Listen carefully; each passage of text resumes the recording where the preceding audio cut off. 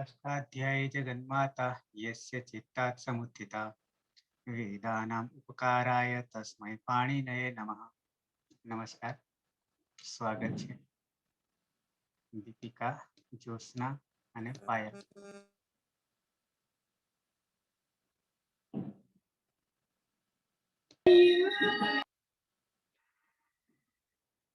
સર્વેને સાલ મુબારક. સર આપની પણ સર તમને પણ હેપી ન્યુ યર સાલ મુબારક. હા હા, શરૂઆત કરીએ.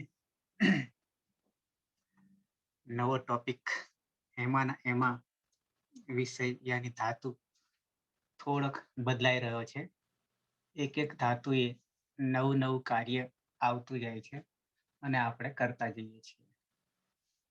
ગઈકાલે આપણે એક અંતર્ગણ જ્યોત્યાદિ ગણમાંથી અંતર્ગણ ભ્રુયાદિ ગણ એમાં 3 ધાતુ આપણે પૂરા કર્યા. માઅંગ, ઓહાંગ અને ડુભ્રુય. હવે ફરી એક એના જેવો એટલે કે ઓહાંગના જેવો ઓહાક ક છે પાછળ, એ ધાતુને લઈએ છીએ. પણ એ ધાતુને લેતા પહેલા 3 સૂત્રો નવા આવી રહ્યા છે. એટલે કે 3 જગ્યાએ પરિવર્તન આવી રહ્યું છે. ક્યાં ક્યાં પરિવર્તન આવી રહી છે એ પહેલા જાણી લઈએ અને પછી જ્યારે આવશે ત્યારે પણ પાછા જાણીશું. એટલે જ્યાં જ્યાં આવશે ત્યાં ત્યાં ફરી રિપીટ પાછા કરતા જઈશું. એકવાર નજર કરી લઈએ.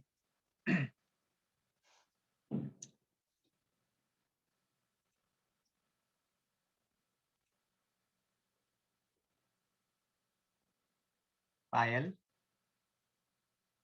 હા સર.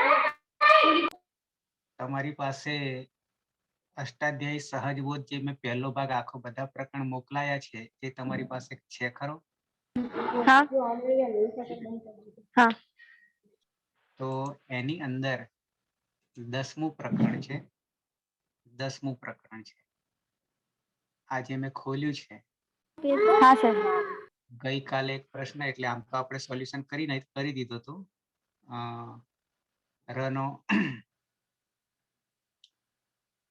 ન અને નનો અણ કેમ નથી થતો એ જે વાત હતી, આપણે આગળ રૂ લઈ લીધો છે. રૂ છેલ્લે આવે છે, પણ તમને બતાવી દઉં પછી પાછા આપણે આવીએ જ્યાં શરૂઆત કરવાની છે ત્યાં. તો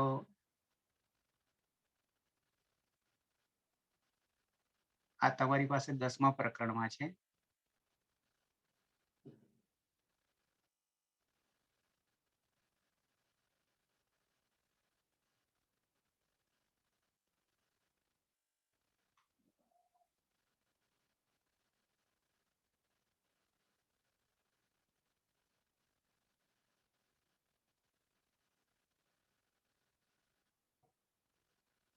આ જે ઋકારાંત છે છેલ્લે આવશે ઋકારાંત,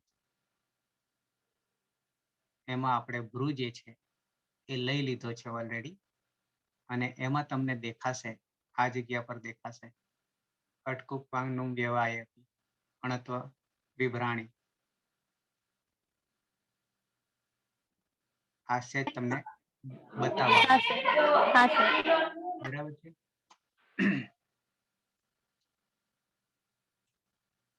ફરી પાછા આવીએ આપણે ઓહાક પર આવીએ. ઓહાકમાં શું શું પરિવર્તન થાય છે એ તમને પહેલા હું બતાવી દઉં છું.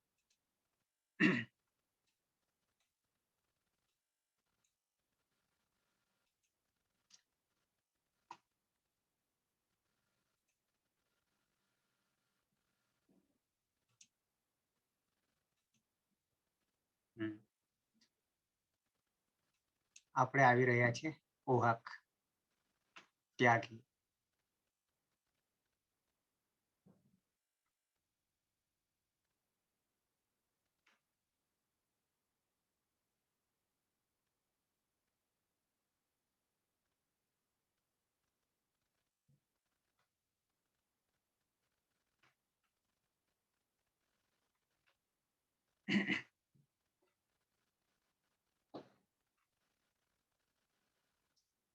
આ 3 સૂત્રો જોવાના છે. એક જહાતેશ્ચ, આચ હવ અને લોપોઈ.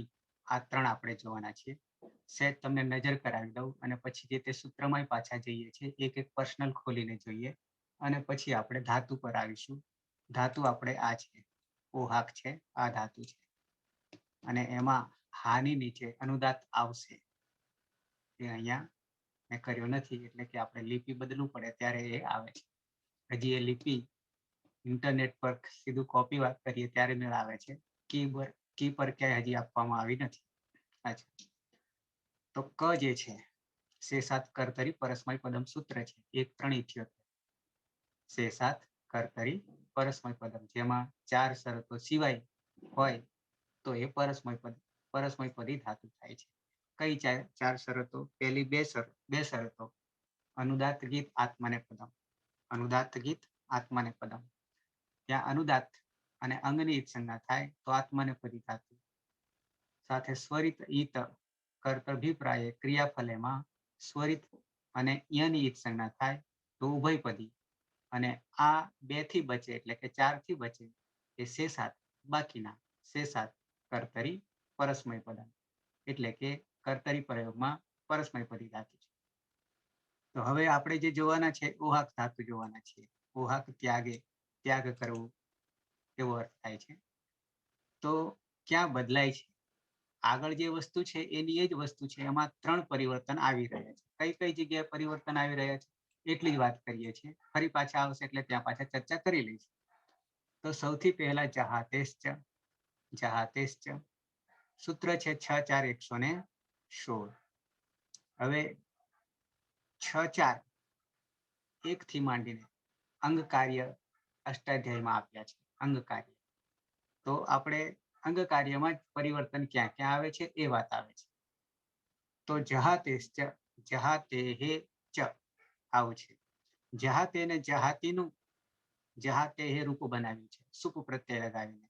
આમ તો જહાતે રૂપ છે એટલે કે ક્રિયાપદનું છે, લકારનું છે, પણ એને જહાતેહે આવું ષષ્ઠી વિભક્તિ, જહાતીનું ષષ્ઠી વિભક્તિ એક વચન કરી છે, એટલે ષષ્ઠી સ્થાને યોગા પાછી આપણી પ્રક્રિયા છે.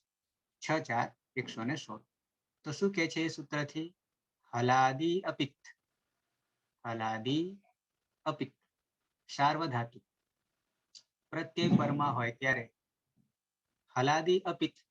આપણે હજી હવે વિભાજન લગભગ ક્લિયર થઈ ગયું છે કે પિત્ત અને અપિત પહેલા, પિત્ત અને અપિત. પિત્ત અપિતમાં 2 ભાગ, હલાદી અને અજાદી. હલાદી અને અજાદી એ આપણા માટે બિલકુલ ફિક્સ છે. તિ સીમિ તસતુ આ 6 હલાદી પિત્ત છે, હલાદી પિત્ત છે. આની આવ આમ, અહી આવહઈ આમહઈ અને આ 7 જે છે એ અજાદી પિત્ત છે અને બાકીના જે છે એ અપિત્ત છે. અને એ બાકીના અપિત્તમાં ખાસ કરીને જોઈએ તો જ્યાં જ્યાં આવે છે પ્રત્યયોમાં એ અજાદી અપિત્ત થઈ જાય છે, અને જ્યાં જ્યાં હલંત આવે છે એટલે કે હલ આવે છે એ બધા હલાદી અપિત્ત છે. તો આ 14 સિવાય, આમ 13 છે અને 14માં પણ સપ છે, તો આ 13 જે છે એ પિત્ત છે અને બાકીના અપિત્ત છે. એટલે હવે ધીમે ધીમે સીધો ખ્યાલ આવવા માંડશે. અચ્છા, તો અહીંયા કે છે જહાતેશ્ચ, જહાતેહે ચ હલાદી અપિત્ત, હલાદી અપિત્ત. અપિત્ત 13 સિવાયના અને સાર્વધાતુ 4 લકારમાં, 4 લકારના પ્રત્યયોમાં. જહા ધાતુના, જહા ધાતુમાં જે આ હા જે છે, હા એ આકારાંત છે. આનો વિકલ્પથી ઈ આદેશ થાય છે, પણ કઈ જગ્યાએ? હલાદી અપિત્ત સાર્વધાતુ પ્રત્યયમાં, લકારના પ્રત્યયમાં. આગળ આપણે એવું જોયું હતું ઈ હલ્ય ગોહો એ 13મા નંબરનું, 113મા નંબરનું સૂત્ર છે અને આ 116મા નંબરનું છે. 2 સૂત્રો વચ્ચે આવી જાય છે. એ જ્યારે આવશે ત્યારે પાછા લઈશું આપણે. તો ઈ હલ્ય ઘોહો થી આપણે શું કરતા હતા? તો કે હલાદી અપિત્ત સાર્વધાતુ પ્રત્યય હોય ત્યારે એને આપણે દીર્ઘ ઈ કરતા હતા, આદેશ કરતા હતા. હવે એ તો રહેશે જ પાછો, આ ઈ તો રહેશે જ, પણ સાથે સાથે રસ્વ ઈનો ઉમેરો થશે, રસ્વ ઈનો ઉમેરો થશે. એટલે કે રસ્વ ઈ અને દીર્ઘ ઈનો આદેશ થશે. આ એક પરિવર્તન છે. પણ ક્યાં? તો કે જ્યાં જ્યાં હલાદી અપિત સાર્વધાતુક પ્રત્યય આવશે ત્યાં ત્યાં ચાર લકારમાં જહા ધાતુમાં, યાની ઓહાક ધાતુમાં. મૂળ તો હા ધાતુ છે, એકલો હા છે, પણ દ્વિત્વ કરીએ ત્યારે જહા કરીએ છીએ. કેવી રીતે કરીએ પછી પાછા આવી પ્રક્રિયામાં આવીશું. ઓહાક ઓ છે આગળ, તો કઈ જશે હલંત્યથી અને ઓય જશે ઉપદેશ અચમનાસી કીટથી, એટલે એકલો હા રહેશે. અને હા પછી આપણે આગળ પ્રક્રિયા કરીશું એટલે જહા અંગ બનશે. અને જહા અંગ બન્યા પછી આપણે પ્રક્રિયા કરીશું તો જ્યાં હલાદી અપિત સાર્વધાતુક પ્રત્યય હશે ત્યાં આપણે રસ્વ ઈ અને દીર્ઘ ઈ એટલે બે વિકલ્પથી રૂપ બનશે. એક તો એ પરિવર્તન છે. અહીંયા એક નમૂનો ખાલી આપ્યો છે જહા વત્તા તહ, કારણ કે ત જે છે એ હલાદી અપિત છે. તો હવે આ રસ્વ ઈ એ લાગશે અને દીર્ઘ ઈ એ લાગશે, બે લાગશે. એટલે જહી તહ થશે અને જહી તહ પણ થશે. જહી તહ તો આપણે કરતા જ હતા ઈહલ્ય ગૌ સૂત્રથી, એ તો આગળ કરી જ રહ્યા હતા. પણ હવે જહા ધાતુમાં વિકલ્પથી રસ્વ ઈ પણ લાગે છે એમ કેવું છે. આવું કેટલી જગ્યાએ થશે કે જ્યાં જ્યાં હલાદી અપિત આવશે ત્યાં ત્યાં દરેક જગ્યાએ લાગશે.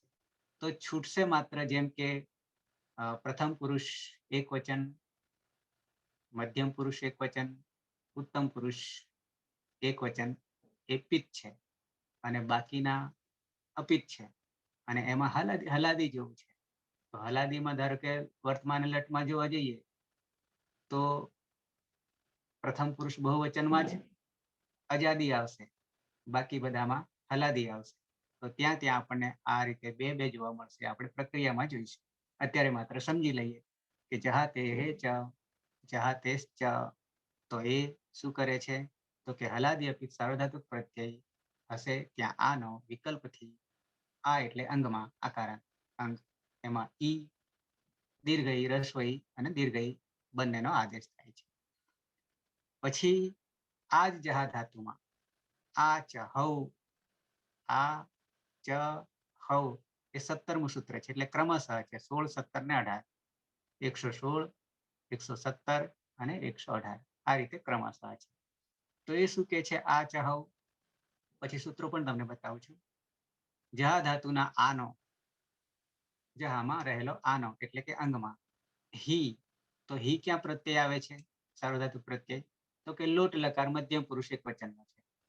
લોટ લકાર અજ્ઞાતમાં હી જે આવે છે એ મધ્યમ પુરુષ એક વચન. ત્યાં એ પ્રત્યય હી પ્રત્યય પરમાં હોય ત્યારે વિકલ્પથી રસ્વ ઈ, દીર્ઘ ઈ અને આ ત્રણેયનો આદેશ થશે. એટલે કે 3 નવા વિકલ્પો આવશે. આ ચ હૌ, હૌ જે છે એ હી નું રૂપ છે. કે પછી આપણે સૂત્રમાં જોઈએ છે. પછી ત્રીજો ફેરફાર એ આવે છે આ જ જહામાં. આ ચ હૌમાં જેમ કે જહા વત્તા હી, લોટ લકારમાં મધ્યમ પુરુષ એક વચન, તો રસ્વ ઈ તો જહી હી, દીર્ઘ ઈ તો જહી હી અને આ એટલે એમનો એમ જ જહા હી, જહા હી. તો આ રીતે 3 વિકલ્પ આપણને મળશે આ ચ હૌ સૂત્રથી. પછી ત્રીજું સૂત્ર છે લોપો ઈ, લોપો ઈ ય, લોપો ઈ 18મું સૂત્ર, 6 4 18, 118. તો એ સૂત્રથી શું કે છે કે યકારાદિ, યકાર ક્યાં હોય હશે પ્રત્યયમાં? તો કે વિધિલિંગ લકારમાં યકાર આવે છે. વિધિલિંગ લકારમાં, કારણ કે આપણે આગમ કરીએ છીએ ત્યારે સિયુટ. તો એ સાર્વધાતુક પ્રત્યય પરમાં હોય ત્યારે, એટલે કે વિધિલિંગ લકારમાં. તો જહા ધાતુના જે આ છે એનો લોપ થઈ જશે. તો આ નવે નવ પ્રત્યયમાં આ પરિસ્થિતિ આવશે, આનો લોપ થઈ જશે. તો આ રીતે પછી રૂપો પછી જોઈએ આપણે કરીશું ત્યારે. હવે 3 સૂત્રો તમને ખોલીને બતાવી દઉં છું. પહેલા તો જહા તેસ ચ,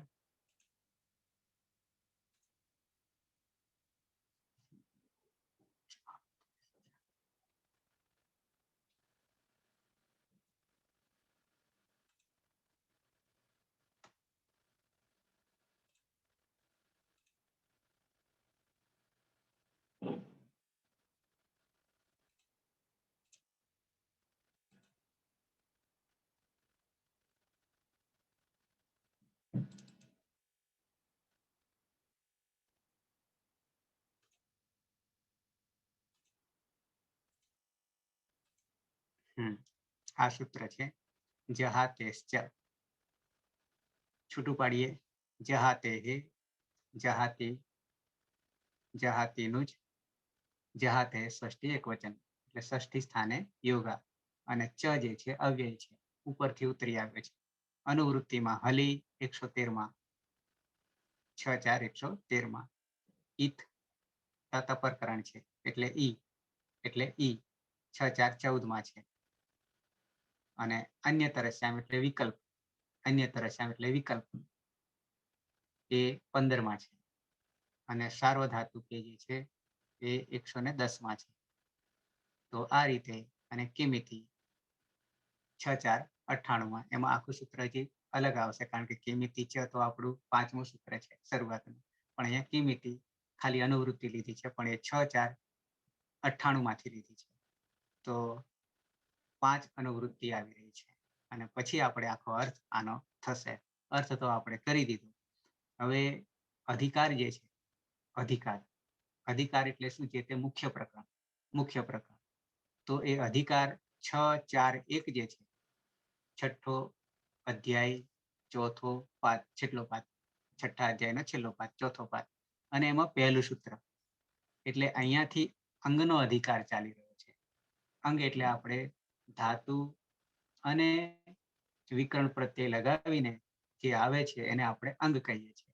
તો એ અંગનો અધિકાર છે એટલે કે પ્રકરણ મેઇન અંગનું છે.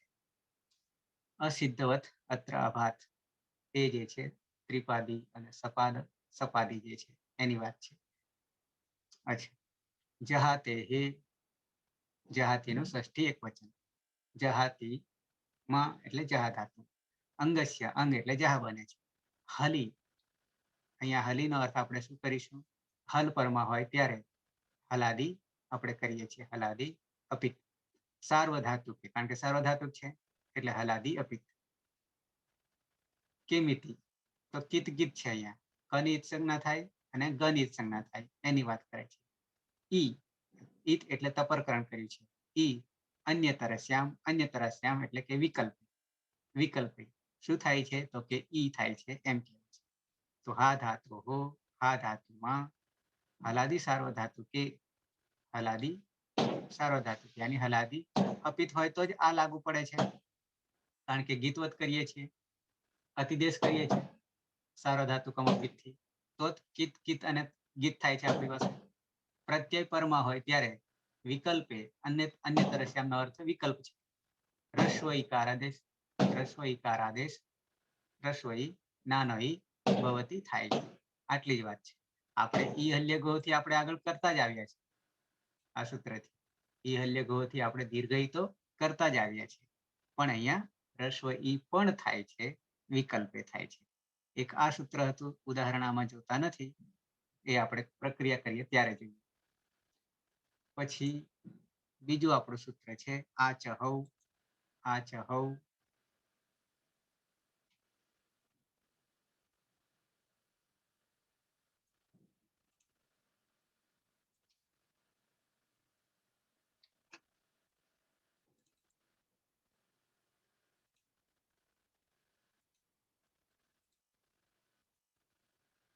આ સૂત્ર છે આ ચહૌ.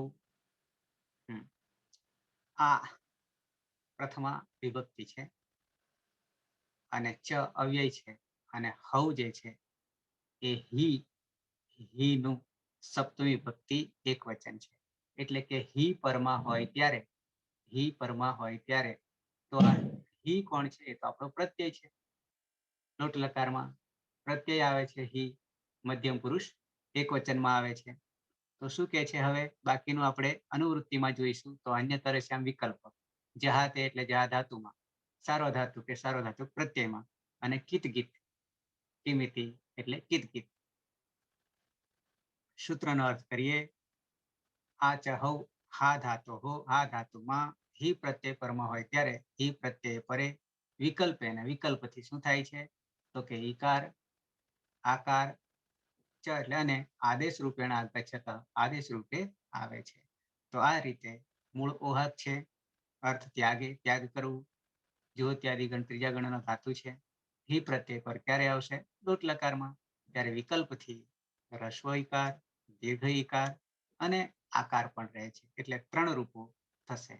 તો આ રીતે આપણને વિકલ્પ મળી રહે છે માત્ર જહા ધાતુમાં અથવા કુહક ધાતુમાં. અને છેલ્લું ત્રીજું સૂત્ર જોઈ લઈએ. લોપોઈ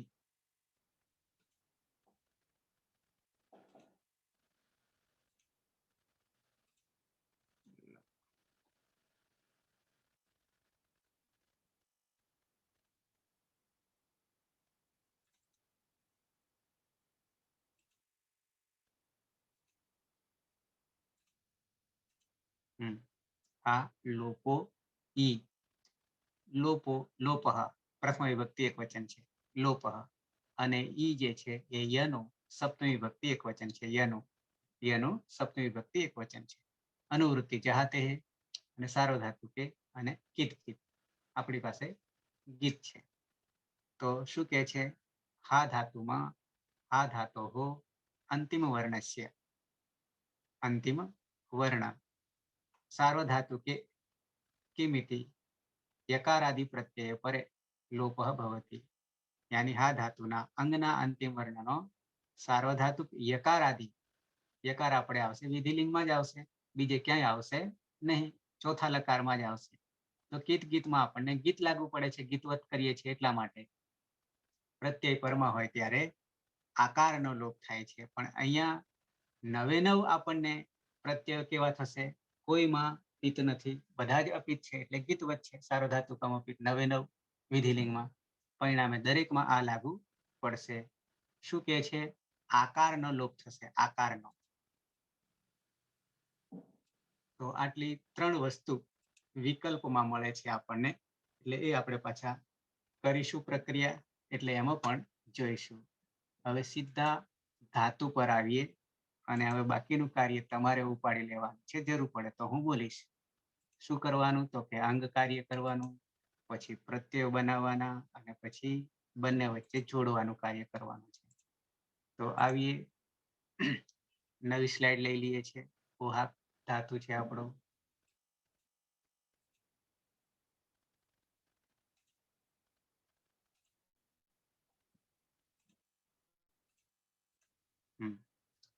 ધાતુ આ પ્રમાણે છે. અનુનાસિક છે, હા છે, નીચે અનુદાત છે અને ક છે, હલંત છે. ક હલંત છે. ઓકે, આવો મૂળ ધાતુ છે ઔપદેશિક અવસ્થામાં. તો પેલા ધાતુની સંજ્ઞા કરીશું, નામકરણ કરીશું. એટલે નામકરણ કરવામાં પહેલી પ્રક્રિયા શું કરીશું?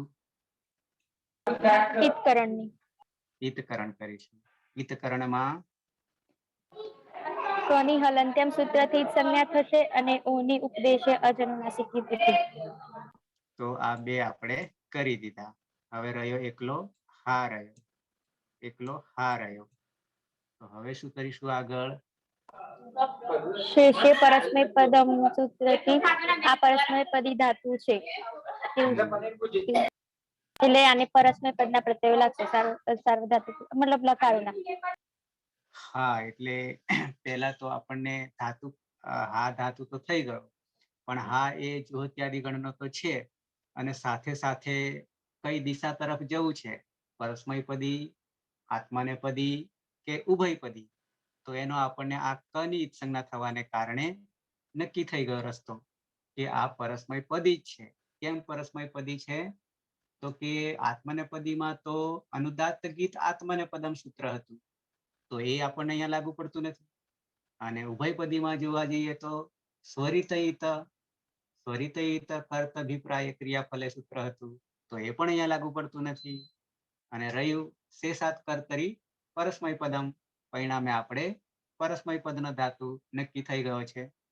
તો આટલું ખ્યાલ આવી ગયો. અને હા રહ્યો, ઈતકરણમાં હા ધાતુ રહ્યો, અને હા ધાતુ રહી ગયા પછી હવે આપણે વિકરણ પ્રત્યયની પ્રોસેસ કરીશું, પ્રક્રિયા કરીશું.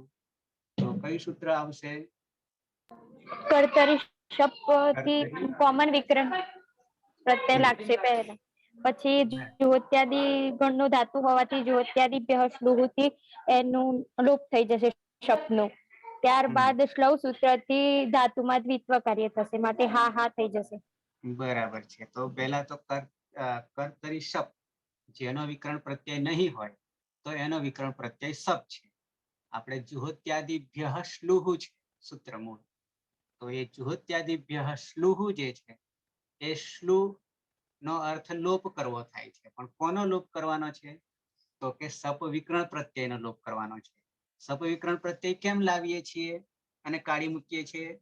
તો કે કર્તરી શપ, જ્યાં વિકરણ પ્રત્યય જે કોઈ ગણનો વિકરણ પ્રત્યય નહીં આપ્યો હોય, તો ત્રીજા ગણનો વિકરણ પ્રત્યય નહીં આપ્યો તો આપણે સપ જ લેવાનો છે. કર્તરી શપ, કર્તરી એટલે કર્તરી પ્રયોગમાં સપ વિકરણ પ્રત્યય લેવાનો છે અને સપ વિકરણ પ્રત્યયનો અહીંયા શ્લુહુ કરી દેવાનો છે, એટલે કે લોપ કરી દેવાનો છે.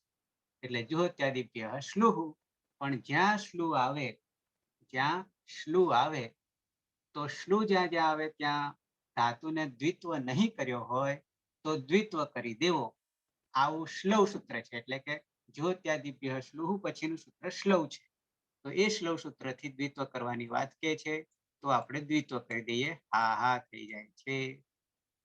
ઓકે, આગળ વધીએ.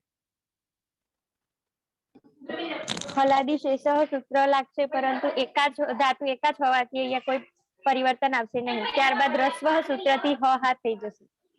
બરાબર છે. એટલે બે સૂત્ર આપણને કામ કરી ગયા. એક તો એકાચ છે, એટલે હમાં જ આ રહેલો છે, એટલે એકાચ. તો હલાદી શેષ લાગુ પડે છે, પણ દ્વિત્વ કરતા આપણને એકાચ ધાતુ છે, એટલે બંને હા હા થઈ જાય છે. હા હા નું નામકરણ કરી દઈએ તો પૂર્વ અભ્યાસ અને ઉભે અભ્યસ્તમ. આ નામકરણ પણ ધ્યાન રાખવું પડશે. પૂર્વોભ્યાસ, આગળ વાળાના હાને અભ્યાસ કહીશું અને બેને સાથે અભ્યસ્ત કરીશું. ઉભે અભ્યસ્તમ, ઉભે અભ્યસ્તમ. હવે હા કયા સૂત્રથી બન્યું? રસ્વ સૂત્રથી. રસ્વ સૂત્રથી. રસ્વ સૂત્રથી એમ કે છે, એની શરત એ છે કે પૂર્વ વાળો જે છે, એટલે કે અભ્યાસ છે, પૂર્વ અભ્યાસ જે છે, એ અભ્યાસમાં રસ્વ સૂત્રથી રસ્વ કરી દઈએ છીએ. આપણી પાસે દીર્ઘ છે, હા છે, તો હાની જગ્યાએ આપણે આ કાઢી લઈએ છીએ, એટલે કે લોપ કરી દઈએ છીએ. એટલે બને છે હા, બને છે હા. હવે શું કરીશું આગળ? કુહોશુહુ સૂત્રથી હ નું જ થઈ જશે. કુહોશુહુ સૂત્રથી હનો પૂર્વ અભ્યાસના હનો. હા, શું કરી દઈશું? જકાર જ. હા, જ કરી દઈએ. કેમ જ કર્યો? હકારનું બાહ્ય પ્રયત્ન, સંવાદ, નાદ અને ઘોષ તથા મહાપ્રાણ હોવાથી ચ વર્ગમાં જકારનો પણ તે જ પ્રયત્ન હોવાથી હકારનો જકાર થઈ જશે. બરાબર છે. તો કુહોશુહુ સૂત્ર, એમાં કુ એટલે ક વર્ગ અને હ હો, કુહોહો એટલે કે હ. તો કુહોશ્ચુ જો ક વર્ગ અને હ હોય તો ચ વર્ગ નું પરિવર્તન આવે છે, ચ થાય છે. પણ અહીંયા તો આપણી પાસે હ છે, એટલે ચ વર્ગમાં તો એવો કોઈ સમાંતર તો માત્ર જ છે, અને એના કારણે બાહ્ય પ્રયત્ન અને સાથે એ મહાપ્રાણ છે. આ સરખા હોવાને કારણે આપણે જને લીધો છે, એટલે જહા થયું. હવે શું કરીશું આગળ? અભ્યાસી ચર્ચ સૂત્રથી જનો જકાર થઈ જશે, એટલે જસ્વ થશે. અભ્યાસે ચર્ચ, એમાં જસ્ત્વ થયું છે. ચરત્વ તો 1 2 હોય તો 2 નો 1 થશે, અને 3 4 હોય તો 4 નો 3 થશે. તો અહીંયા આપણી પાસે જ છે, એ 4 છે, તો 4 નો આપણે 3 કરીએ તો જસ્ત્વ થાય છે, એટલે બની જાય છે જહા. તો આ જહા એ અંગ આપણું બની ગયું. તો આટલે સુધી આપણે આવ્યા ત્યારે આપણને અંગ મળ્યું, અંગ કાર્ય. અને આ અંગ કાર્યની શરૂઆત આપણા અષ્ટાધ્યાયની અંદર ક્યાંથી શરૂઆત થઈ છે? તો કે 6 4 1 થી. 6 4 1 પહેલું સૂત્ર જે છે છઠ્ઠા અધ્યાયમાં ચોથા પાદમાં પહેલું સૂત્ર અંગસ્ય આવું સૂત્ર છે. તો ત્યાંથી અંગ નક્કી કરવા માટે પ્રક્રિયા બતાવી છે, સૂત્રો બતાવ્યા છે. તો આ રીતે આપણે અહીંયા જહા એ અંગ બની જાય છે ઓહાક ધાતુમાંથી, ઓહાક ત્યાગે યા હા ધાતુમાંથી આપણને જહા મળે છે.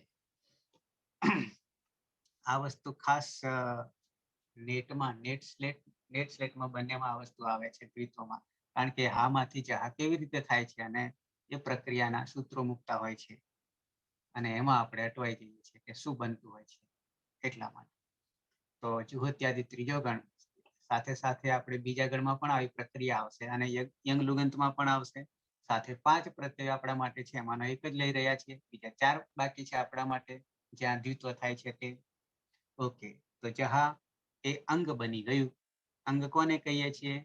તો કે ધાતુ અને વિકરણ પ્રત્યય લગાવીને જે બને છે અંગ.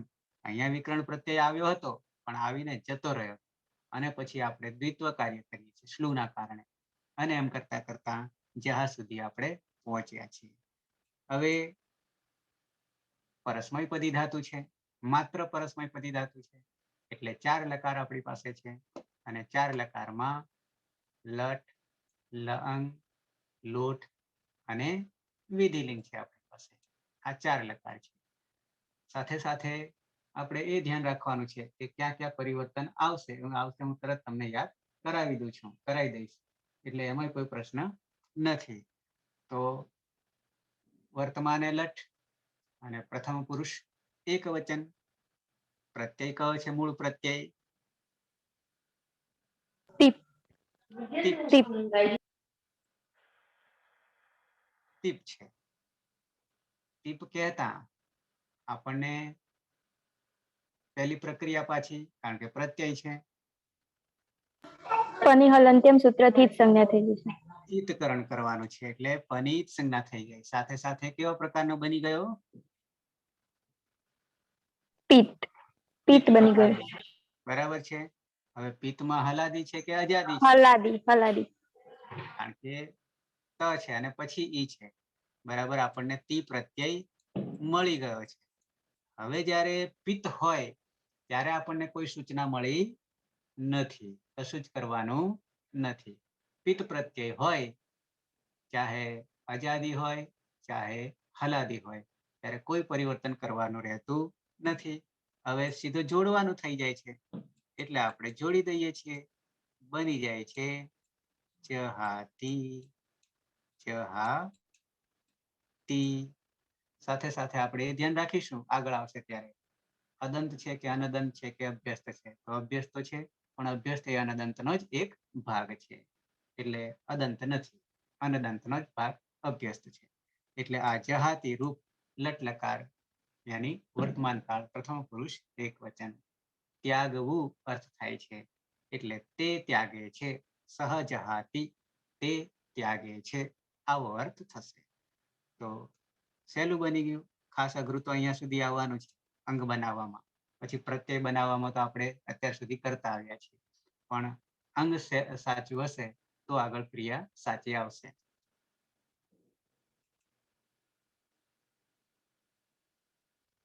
દ્વિવચન તરફ આવી. દ્વિવચન તો આપણો પ્રત્યય છે વર્તમાન લટ પ્રથમ પુરુષ દ્વિવચન ટીપ્તસ. ટીપ પછી તસ છે. શું કરીશું?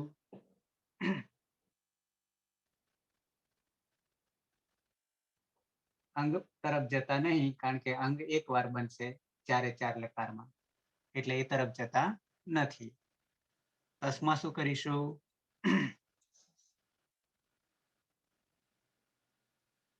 દીપિકા?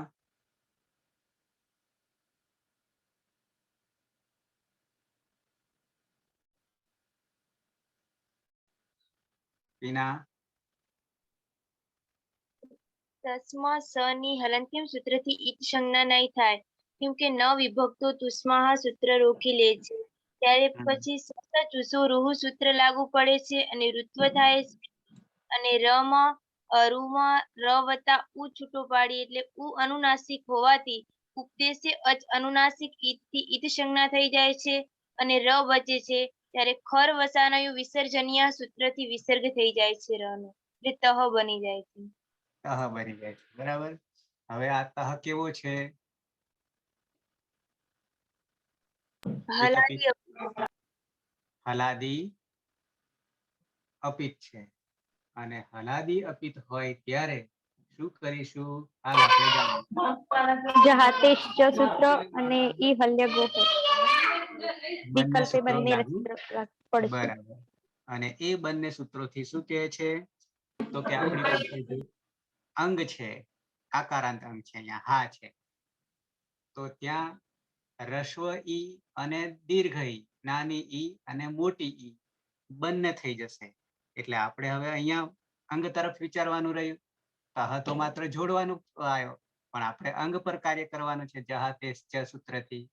તો જહાતેશ ચ સૂત્રથી એ શું કહે છે? જે આકારાંત અંગ છે, આ આકારાંત થયો, હામાં આ રહેલો છે, તો એમાં આપણે નાની ઈ રસ્વ ઈ અને ઈ હલ્ય કોહો પણ છે, તો એ દીર્ઘ ઈ છે. બંને લાગુ પાડીશું લાગુ પાડીશું. તો અહીંયા પરિવર્તન અહીંયા જ કરવાનું છે.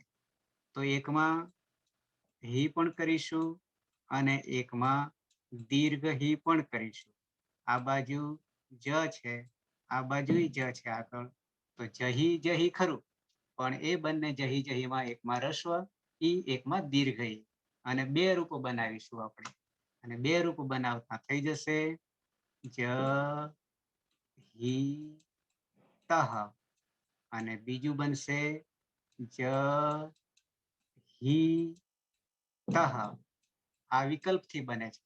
તો આ રીતે બે રૂપ બનશે પ્રથમ પુરુષ દ્વિવચનના.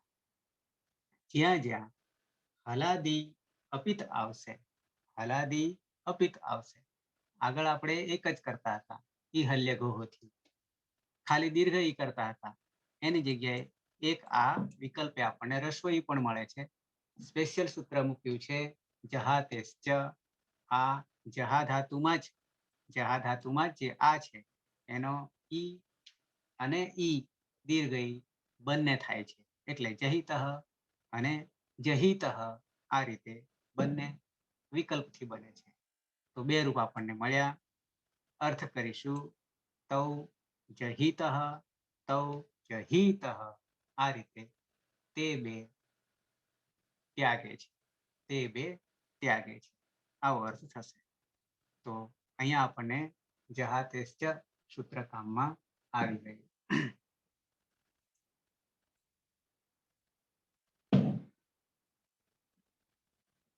બહુવચન તરફ આવીએ. પ્રથમ પુરુષ બહુવચનમાં પ્રત્યય છે આપણી પાસે વર્તમાન એટલે પરસ્મય પદમાં જી છે. એને શું કરીશું? હા, જોંત સૂત્રથી અંત કરીશું. અને અંતને પછી અહીંયા ઈ હોવાને કારણે અંતિ કરીએ છીએ. હવે આ કેવા પ્રકારનો પ્રત્યય બન્યો?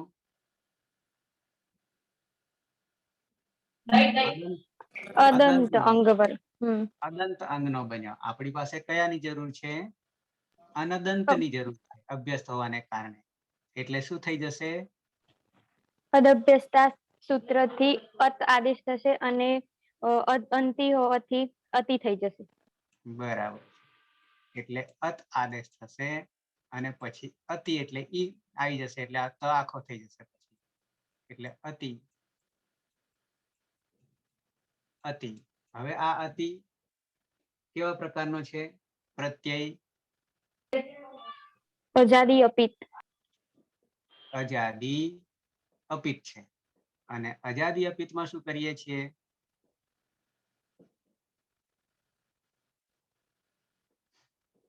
આગલા વાળાને યાદ કરો.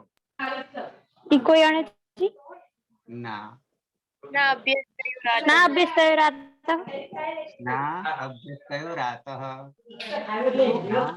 અભ્યસ્તયો રાતઃ. તો ત્યાં શું કરીએ છીએ સ્નાભ્યસ્તયો રાતઃ થી? અંગમાં રહેલા આનું લોપ કરી દેવાનું. લોપ કરી દઈએ છીએ.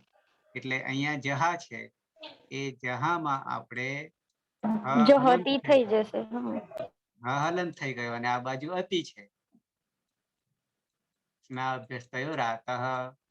તો હવે આપણે આ હ જે છે એ હમાં આવતો રહેશે. બની જાય છે જ હ તી. બરાબર છે. તો હવે પહેલી દ્રષ્ટિએ તો આપણને આ એવું લાગશે, આ ભૂલે પાડે એવું છે. શું લાગે પહેલી દ્રષ્ટિએ? આ કેવું રૂપ લાગે છે પહેલી દ્રષ્ટિએ?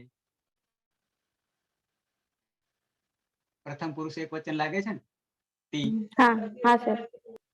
તો નેટસ્લેટ ની અંદર આવું ખાસ ધ્યાન રાખવું પડશે કે આ કયું રૂપ છે, આ કયું રૂપ છે. તો પહેલી દ્રષ્ટિએ આપણને એવું જ લાગે પ્રથમ પુરુષ એક વચન કે પ્રથમ પુરુષ બહુવચન વિકલ્પો આપ્યા હોય તો પહેલું તો જાણે કે જહતી પ્રથમ પુરુષ એક વચન જેવું જ દેખાય છે, પણ ત્યાં તો જહતી છે આપણે કર્યું હાલ, અને અહીંયા જહતી તો હતી છે. એના કારણે સ્ના અભ્યાસ થયો રાતઃ. આની ખબર ના હોય તો પહેલા તો પ્રથમ પુરુષ એક વચન જ કરે, કદી બહુવચન કરે નહીં. તો આ રીતે જહતી, તે જહતી, તેઓ બધા ત્યાગે છે, તેઓ બધા ત્યાગે છે, જહતી. ઓકે, આવીએ મધ્યમ પુરુષ એક વચન.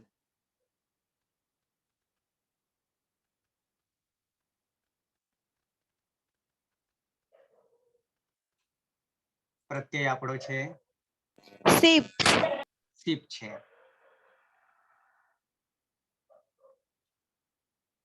સીપમાં શું કરીશું? પની હલંત્યમ સૂત્રથી ઈજ સંજ્ઞા.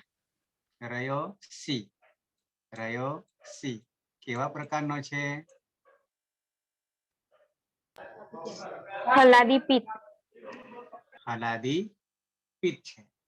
તો હલાદી પિત્તમાં આપણી પાસે આ જહા છે, કંઈ કરવાનું હોતું નથી પિત્ત હોવાને કારણે. પિત્ત હોવાને કારણે કંઈ કરવાનું રહેતું નથી, સીધું જોડી દેવાનું છે.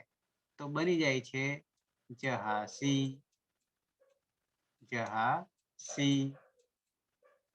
તો આ રૂપ તૈયાર થઈ ગયું. ત્વમ જહાસી એટલે કે તું ત્યાગે છે, તું છોડે છે, તું ત્યાગે છે, જહાસી. આવો અર્થ થશે. આવીએ મધ્યમ પુરુષ દ્વિવચન. દ્વિવચન પ્રત્યય કયો છે? થસ. થસ છે, થસ છે. થસમાં શું કરીશું?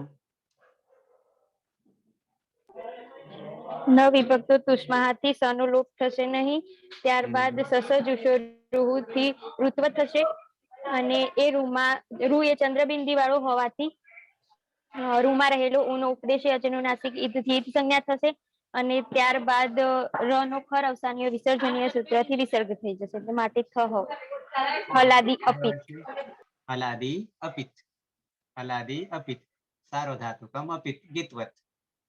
પરિણામે હવે અહીંયા થહ છે અને આ બાજુ જહા છે, તો હલાદી અપિત હોવાને કારણે શું કરીશું? જહાતેશ્ચ અને ઈ હલ્ય ગોહો. બંને રૂપો બનશે. બરાબર છે. એટલે આ જહી અને જહી બંને કામમાં આવશે, એટલે મેં નીચે રાખ્યા છે. પરિણામે બની જશે અંગમાં એકમાં બનશે જહી થહ બનશે અને બીજામાં બનશે દીર્ઘ બનશે, એટલે જહી થહ. આ બે રૂપ બનશે, વિકલ્પે બને છે, એટલે બંને સાચા છે, બંને સાચા છે. દ્વિવચન છે એટલે યુવામ જહી થહ, યુવામ જહી થહ એટલે તું પછી તમે બે ત્યાગો છો એવો અર્થ થશે. બહુવચન તરફ આવીએ. પ્રત્યય છે એકલો થ છે. થમાં કોઈ સૂત્ર લાગતું જ નથી, મૂળ એનો એ જ છે. એટલે શું કરીશું હવે? થ કયા પ્રકારનો છે? હલાદી અપિત. હલાદી અપિત છે, સારો ધાતુકમ અપિત. તો ત્યાં પણ આપણને પાછા આ બે સૂત્રો લાગુ પડશે. કયા? જહાતેશ્ચ અને ઈહલ્ય ગોહો. જહાતેશ્ચ અને ઈહલ્ય ગોહો. તો વિકલ્પ આના જ લાગુ પડશે એટલે કરી દઈશું જહીથ અને દીર્ઘ કરી દઈશું જહીથ. તો આ બહુવચન થઈ ગયું. બે રૂપ આ રીતે વિકલ્પે બને છે. યાની યુયમ જહીથ યુયમ જહીથ. આ રીતે તમે બધા ત્યાગો છો, તમે બધા ત્યાગો છો, આવી રીતે અર્થ થશે. ઉત્તમ પુરુષ તરફ આવીએ. પ્રત્યય શું આવશે એક વચન ઉત્તમ પુરુષમાં? મીપ. મીપ આવે છે. મીપ આવે છે. શું કરીશું મીપમાં? પની હલંત્યમ સૂત્રથી જ સમજાય. બરાબર છે. કેવા પ્રકારનો પ્રત્યય બન્યો? હલાદી પિત્ત.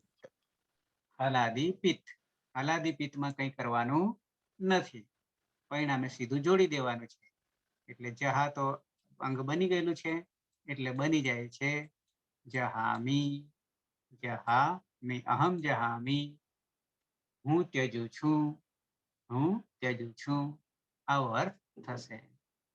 તો જહામી એમાં કંઈ કરવાનું હોતું નથી. દ્વિવચન તરફ આવીએ તો પ્રત્યય કયો છે? બસ. વસ છે. વસમાં શું કરીશું? સનો વિસર્ગ ન વિભક્તો તુષ્મા. પછી સ ઝુસો રૂથી ઋત્વ થઈ જશે. પછી ઉપદેશે અચ અનુનાસિક ઈથી ઉનો લોપ થઈ જશે. અને ખર વસાણીઓ વિસર્જન્યા નામ સૂત્રથી રનો વિસર્ગ થઈ જશે. બરાબર છે. એટલે રહે છે વહ. વહ કેવો થયો? હલાદી અપિત. અને હલાદી અપિત થવાને કારણે ફરી પાછા આપણા માટે બે સૂત્રો કામ કરશે. જહાતેશ્ચ અને ઈહલ્ય ગોહો બંને કામ આવશે. કેમ? તો કે હલાદી અપિત છે, હલાદી અપિત છે. તો બની જશે જહી વહ. અહીંયા જહી વહ અને જહી મહ. આ બે રૂપ તૈયાર થશે, વિકલ્પે થશે. અર્થ કરીશું તો આવામ જહી વહ, આવામ જહી મહ. અમે બે ત્યાગીએ છીએ, અમે બે ત્યાગીએ છીએ, આવો અર્થ થશે. બહુવચન તરફ આવીએ. એમાં ખાલી વની જગ્યાએ મ કરવાનો છે.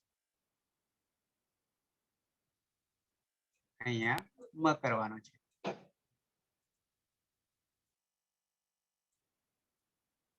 મહ. અને ત્યાં પણ આપણી પાસે હલાદી અપિત છે, હલાદી અપિત છે. તો ત્યાં પણ બે જહાતેશ્ચ અને ઈહલ્ય ગોહો થી જહીમહ, જહીમહ અને જહીમહ. તો આ રૂપ થઈ ગયા. વયમ જહીમહ, વયમ જહીમહ. અમે બધા ત્યાગીએ છીએ, અમે બધા ત્યાગીએ છીએ. તો આ રીતે રૂપ તૈયાર થઈ ગયા. નવે નવમાં આપણને ક્યાં ક્યાં જો પરિવર્તન જોવા મળે છે? તો 5માં જોવા મળશે. જ્યાં જ્યાં હલાદી અપિત આવે છે ત્યાં ત્યાં. અને રહેશે બાકીના શરૂઆતના તીસીમીમાં કોઈ પરિવર્તન નહીં. કેમ પરિવર્તન નહીં? તો કે હલાદી પિત છે, બાકીના આપણે હલાદી અપિતમાં પરિવર્તન કરવાનું છે. પ્રથમ પુરુષ બહુવચનમાં અતિ આવે છે એટલે ત્યાં પણ પરિવર્તન થતું નથી, પણ સ્ના અભ્યાસ થયો રાત લાગે છે એટલે જહતી બને છે.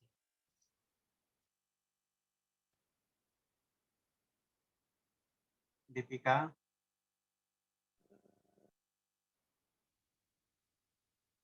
પાયલ, હા સર. શું થશે બધા રૂપો? નવે નવ એટલે સર શું પૂછ્યું તમે? એટલે નવે નવી નવ નવું બોલવું હા જહાતી જહાતી જહિત જહિત જહિત જહતી પછી જહામી જહાસી જહામી સી જહા હા જહાસ હા સર સારું એટલે આજે બહાર છું ને એટલે ચોપડો બપડો કશું છે નહીં પાસે બરાબર તો ફરી એટલે હું ભૂલી જાઉં છું હા જહાતી જહાતી પ્રથમ પુરુષ એક વચન જહાતી દ્વિવચનમાં બે બનશે જહિતઃ અને દીર્ઘ જહિતઃ અને બહુવચનમાં જહતી અને મધ્યમ પુરુષ એક વચનમાં જહાસી દ્વિવચનમાં જહિથઃ અને દીર્ઘ બનશે જહિથઃ અને બહુવચનમાં જહિથ અને જહિથ ત્યાં પણ બે બે બનશે દ્વિવચનમાં બે બનશે અને બહુવચનમાં પણ બે બનશે મધ્યમ પુરુષમાં પછી ઉત્તમ પુરુષ એક વચનમાં જોઈએ તો જહામી અને પછી દ્વિવચનમાં બે બનશે અને બહુવચનમાં પણ બે બનશે તો જહિવહ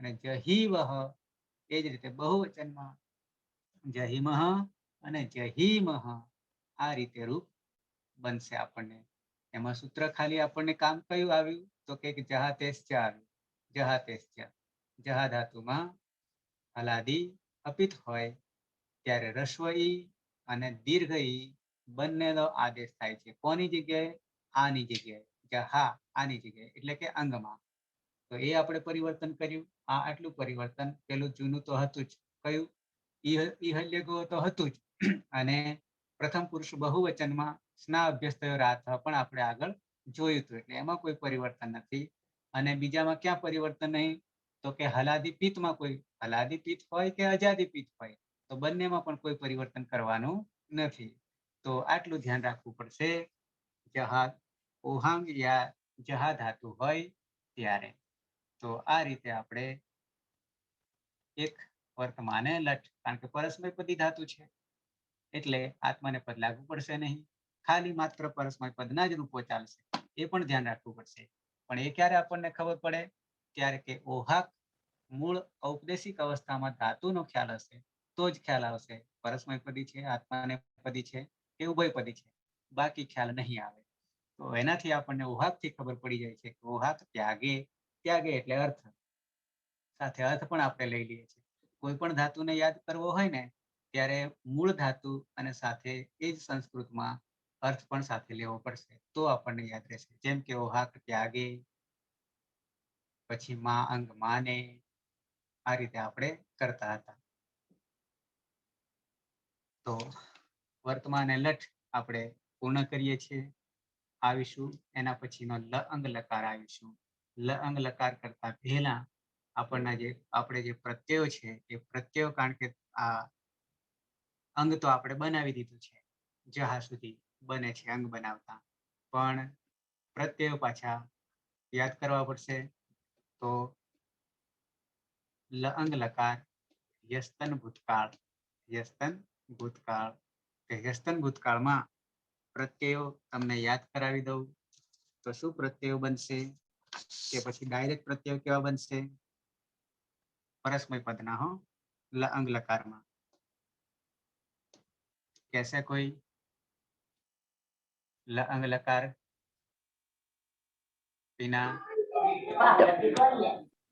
ત તામ અન અથવા ઉહુ સ તમ ત અમ વમ બરાબર છે તો ત હલન છે આખો નથી ત તામ અન પણ આપણે તો આ અનદંતમાંનો અભ્યસ્ત છે એટલે થઈ જશે આપણા માટે એ ઉહુ થઈ જશે જુસ લાગશે અને પછી સતમ ત સ પણ આપણી માટે હલંત છે અને તમ ત અને અમ વ મ તો આમાં પરિવર્તન આપણે ખાસું પાછું આવશે કારણ કે ત હલંત છે અને સ હલંત છે યાની એ ત અને સ એ પાછા એકલા અપૃક્ત થવાના છે એટલે અપૃક્ત થવા માટે પાછી પ્રક્રિયા જુદી ચાલી રહી છે, એટલે કે એક સૂત્ર પાછું આપણા માટે આવશે. તો એ રીતે આપણે કરી લઈશું. સમય થવા આવ્યો છે એટલે આજે નથી કરતા, કારણ કે આજ કરીશું તો પાછા કાલે ભૂલી જઈશું. એના કરતા કાલે જ કરીએ અંગ લકાર. એટલે હવે તમારા માટે આ આપણું 82મું વ્યાખ્યાન છે. ત્યાં સુધી 82 કલાક સુધી પહોંચ્યા છીએ. તો 4 લકારના પ્રત્યયો એના સૂત્રો સાથે કેવી રીતે બને છે, અને સાથે સાથે અંગ બનાવવામાં તો આપણે બદલાતા રહેશે, પણ એ અંગ કાયમ માટે પછી એના એ જ રહેવાનું. જીવનમાં એક જ વાર યાદ રાખવાનું છે, કારણ કે બદલાવાનું નથી ક્યારે, એનું એ જ રહેવાનું છે. એટલે અત્યારથી કરતા જઈશું તો આપણને આગળ ખૂબ રાહત રહેશે કાર્ય કરવા માટે. નહીં તો પાછળના કરવાના અને આગળના કરવાના બંને ભેગા થઈ જશે. પણ મોટા ભાગના જે આમાં છે એમને બધાને લગભગ આવડે છે, સિવાય કે સૂત્રો ભૂલી જઈએ, પણ એ તો પાછા આપણે લાવી દઈએ છીએ. તો આ રીતે આપણે કરતા રહીશું. તો મળીએ કાલે. કોઈને પ્રશ્ન છે?